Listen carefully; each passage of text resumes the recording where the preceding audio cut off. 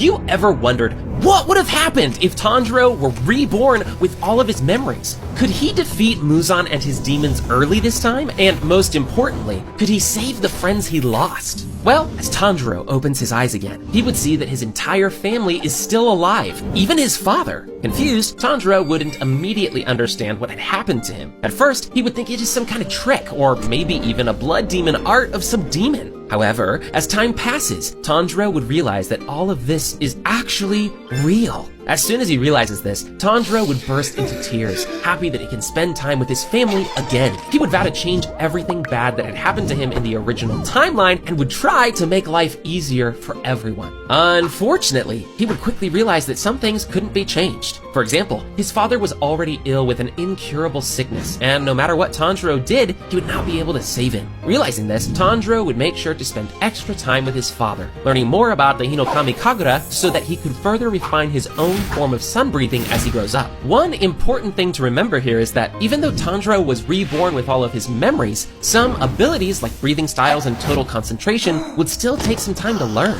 This is why he would take every opportunity possible to train, practicing even as a child until he is able to master most of the Slayer abilities. He would only be around 10 when he achieves this, becoming one of the youngest to ever master these techniques. Knowing exactly when his father is about to pass, Tanjiro would make sure to properly say goodbye to him and thank him for everything he has taught him. For some time after this, life would go normally for Tanjiro, up until that fateful day when everything changes.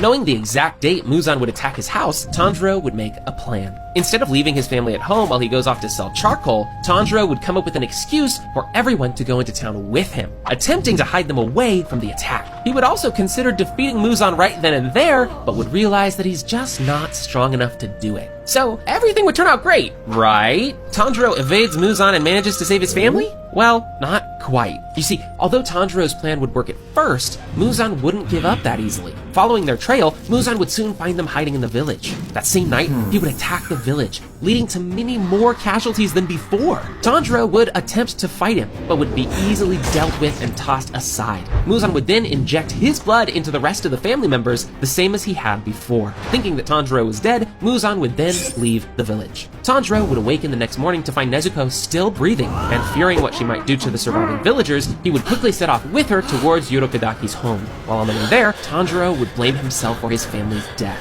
saying how despite knowing exactly what would happen, he wasn't strong enough to help them. Soon after, Tanjiro would encounter Giyu again. Same as in the original, Giyu would attempt to kill Nezuko, but Tanjiro would easily deflect his attacks this time around. He would then tell Giyu that he would take full responsibility for Nezuko and that he won't let her hurt anyone. Giyu, though skeptical as ever, would decide to trust Tanjiro as he had in the original timeline, allowing them to go on their way. The pair would soon arrive at Urokodaki's place. Tanjiro would beg the former Hashira to help Nezuko with his hypnosis, and after some convincing, Urokodaki would accept. Now, although Tanjiro wouldn't necessarily need to train water breathing again, he would still take lessons from the former Hashira, hiding his strength for a time so that he could meet Sabito and Makomo again. In order to become an official Demon Slayer, Tanjiro would need to pass the final selection, but this time, he would apply a lot earlier as he didn't spend years training with Urokodaki. As soon as the final selection starts, Tanjiro would immediately track down the hand demon, slaying it with ease and saving countless lives in the process. Obviously, Tanjiro would pass with flying colors, joining the ranks of the Demon Slayers much earlier than before. He would also ensure that Sabito and Makomo are able to rest now that the hand demon is dead, allowing their souls to pass on. Now, even though Tanjiro would join the Slayer Corps earlier, he would still wait the entire 2 years for Nezuko to wake from her coma before he sets off and continues his journey. During those 2 years, he would go on a bunch of Demon Slayer missions, saving many people and becoming a well-known member of the Corps, with even Hashira knowing who he is. He would also hunt down the Swamp Demon early, ensuring the safety of many girls in the village by killing it before it can get to them. Once Nezuko finally awakens, the two would continue with their adventures. Knowing exactly what would happen next, Tanjiro would make sure to arrive at a few places at exactly the right time. First, they would travel to Asakusa, though Tanjiro would purposefully avoid the area where Muzan would be so as not to put any civilians in danger. Instead, he would track down Tamayo, ensuring that she can start the process of making the anti-Muzan drug they would need for the final battle. During that time, they would again be attacked by the two low-ranked demons, but with Tanjiro's strength in this timeline, he would defeat them with ease, not even taking any injuries. After finishing the business with Tamayo, they would set out once more, this time making their way to the Drum House. There, Tanjiro would finally meet Zenitsu, and Inosuke, making sure their friendship stays the same in this timeline. The trio would then take on the Drum Demon, defeating him with ease and rescuing the children trapped in the house. Soon after, the assignment from Mount Nataguma would come in, and Tanjiro would know exactly what he has to do. He would arrive on the mountain a bit earlier than before, running through all of Rui's family with ease before taking on the Child Demon himself. In order to let Nezuko develop the Blood Demon art again, he would only use water breathing during this fight. However, once she finally uses her Blood Demon art, Tanjiro would let his abilities run free and would obliterate Rui using sun breathing. Thanks to Tanjiro's great strength this time around, Inosuke and Zenitsu would suffer only minimal injuries during this arc, while the Hashira would have much less cleanup on their hands afterwards. Many lower-level Demon Slayers would be saved as well, meaning that the Corps would have more members for future fights. This would prove especially useful once the Infinity Castle arc comes around. Anyway, after recovering in the Butterfly Mansion, Tanjiro would get to know the other Hashira, same as in the original story. This time around, the Hashira would be impressed by Tanjiro's strength and would see him as their equal. They would be a bit skeptical about him carrying a demon around, but he would convince them that Nezuko won't hurt any humans. Of course, this wouldn't stop Sanemi from trying to attack Nezuko again. Thankfully, with his increased strength, Tanjiro would be able to fight back this time around, standing his ground against Sanemi. This would make the Wind Hashira extremely angry, and he would prepare to go all out against Tanjiro. Before that could happen, however, Kagaya would intervene and calm Sanemi down. Using his ability to predict things, Kagaya would sense that Tanjiro and Nezuko are only there to help, and would order the other Hashira to accept them. The Hashira would then part ways, with the main group getting orders for their next assignment just like before: find the demon attacking passengers aboard the Mujin train. And guys, trust me, you are gonna be really surprised about how this arc goes. First, the group would meet with Rengoku at the train station, where Tanjiro would think back to his previous life. He would steel his resolve, vowing that he would not let Rengoku die this time. Initially, Tanjiro would tell the others that he can smell a demon near the front of the train, trying to lead them towards Enmu as best as he can without telling them about his previous life. Tanjiro would think that if they can kill Enmu earlier than before, they may be able to avoid the fight with Akaza entirely, as well as keep the train from derailing and killing a bunch of innocent civilians. With Tanjiro leading the others to Enmu, they would find the demon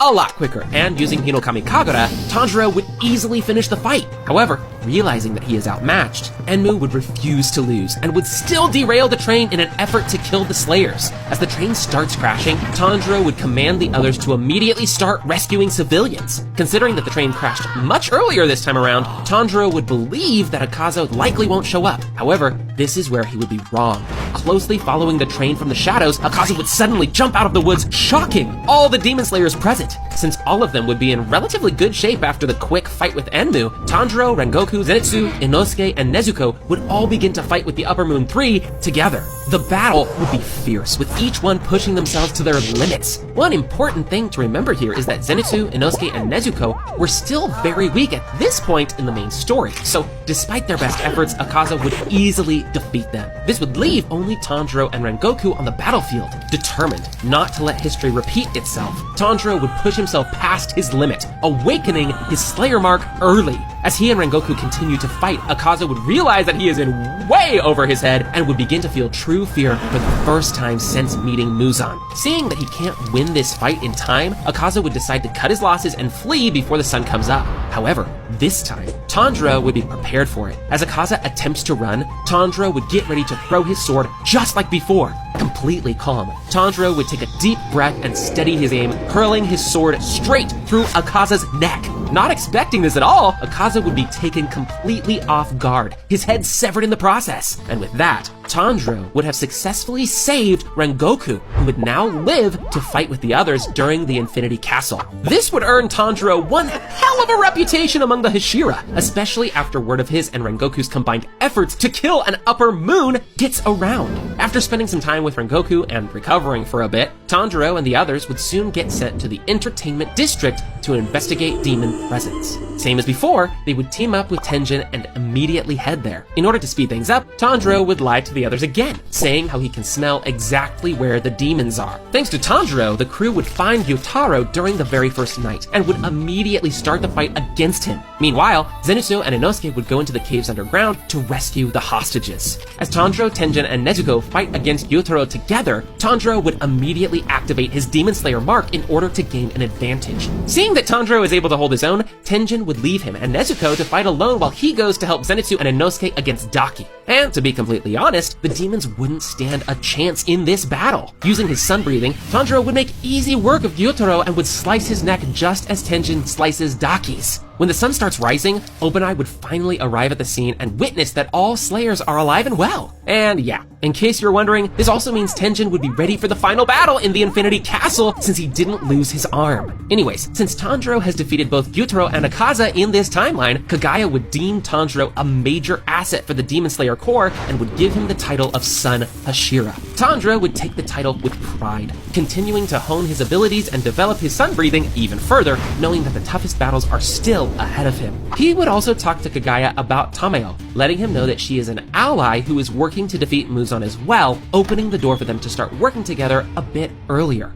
During the Swordsmith Village, things would go similarly at the beginning, with Tanjiro bonding with Moichiro a bit and getting a new sword from the Yorishi doll. Since Tanjiro now knows everything about the Demon Slayer marks, he would tell Moichiro a bit about them and would assure him that he believes he can unlock its abilities as well. As night falls and battle begins, Moichiro would engage Gyoko while Tanjiro and Genya begin to fight the split forms of Hantengu. The battle would progress much quicker this time, with Tanjiro knowing the demon's weaknesses and where to strike. He would also use his sense of smell to try and hunt down the main body before they can all merge into the final form. This would completely surprise the demon, and with one swift swing of the blade, Tanjiro would behead Hantengu's main body, finishing the fight before Mitsuri even arrives. As the sun comes up, Tanjiro would encourage Nezuko to come out, telling her that everything will be fine. Listening to her brother, Nezuko would step out into the sunlight, and everyone would be surprised to see that she is completely unharmed. And even though everything went great for Tanjiro so far in this timeline, he would know that the most important battle is still ahead of him, and would soon start preparing for the final battle in the Infinity Castle. However, before that,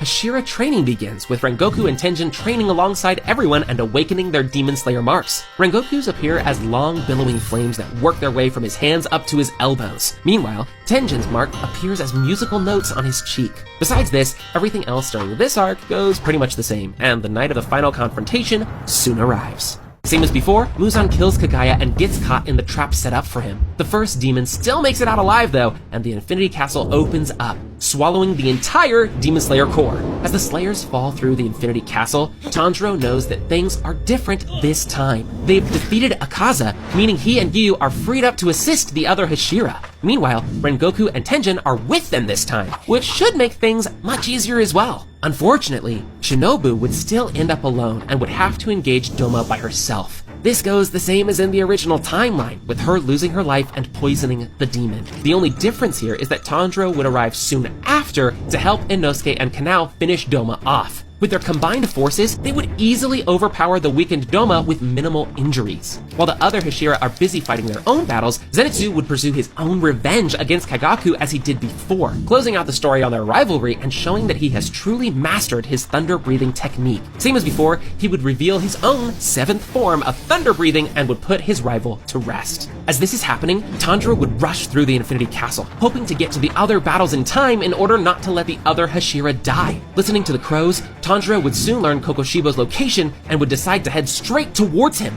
Every surviving Hashira alongside Inosuke, Kanao, and Genya would then take on Kokoshibo together. And although Kokoshibo is one hell of a fighter, he would be up against 6 Hashira here. And yeah, I don't think even he would stand a chance in this fight. As Tanjiro prepares to cut his head off with his sun-breathing techniques, Kokoshibo would remember his brother, Yorishi. Realizing that he was wrong all along, Kokoshibo would accept his fate. In a split second, Tanjiro would finish his attack and the strongest upper moon ever would fall defeated. Tanjiro would take a brief moment to lay Michikatsu's soul to rest, vowing that he will end Muzan so that nobody has to become a demon ever again. With that done, all Demon Slayers can finally turn their attention to the final threat, Muzan Kibutsuji. However, this is where Tanjiro would realize that he has made one big mistake. You see, although defeating the upper moons earlier might have seemed like a good idea, it would also mean that Tanjiro and the others have to stall Muzan even longer before the sun rises. Despite all the additional Hashira who are alive this time around, surviving against Muzan for an extra hour is going to be a complete nightmare. Tanjiro would immediately realize his mistake of defeating the other moons early and would try to strategize what they can do. However, he would be reassured by Rengoku that everything will be fine. The battle finally begins, and the Hashira jump towards Muzan, trying to keep him busy until dawn. Obanai and Sanemi begin the charge, each one attacking Muzan from different directions to draw his attention, weaving in and out as they try to help each other. When they get tired, the others jump in, so Muzan would constantly have a fresh Hashira to worry about. Realizing that this battle is going to be much tougher than they thought, each Slayer would immediately activate their mark in order to go all out. Watching his friends fight with everything they've got, especially the ones who weren't there in the original timeline, Tanjiro would vow to defeat Muzan without anyone dying, and would rush towards him with his sun breathing. Getting cut by Tanjiro's breathing techniques would immediately remind Muzan of Yoriichi, and he would feel the fear he hasn't felt in a long time. However, despite the Hashira's strength, Muzan would still manage to injure a bunch of them. Sanemi would suffer a slash to his gut, almost spilling his insides everywhere. Obanai would lose a leg during an attack, but would still manage to fight on using his snake-like movements. During one of his attacks, Rengoku would also lose an arm, while Tenjin narrowly dodges a slash and loses an ear in the process. Despite all of this, though, the Corps would suffer no deaths, as everyone gives it their all to attack Muzan while protecting one another. They would keep this up for hours, never giving Muzan any time to breathe. Soon, the sun would begin to rise, which would prompt Tanjiro to jump in for one final attack. Tanjiro has prepared for this moment his entire second life, and as he gets ready to attack, the other Hashira would jump in as well in order to clear his path. By the time he makes it to the original demon, Tanjiro's blade would be glowing a bright red, and using his Hinokami Kagura, he would slice right through Muzan's neck. Of course, this wouldn't kill Muzan, and he would still attempt to regenerate, but with the sun already up, all of his efforts would be in vain. The rest of the battle plays out pretty much the same, with Muzan doing anything he can to survive, but the Slayers stopping him at every turn. This time, Tanjiro would also be careful not to fall for Muzan's trap and wouldn't be transformed into a demon.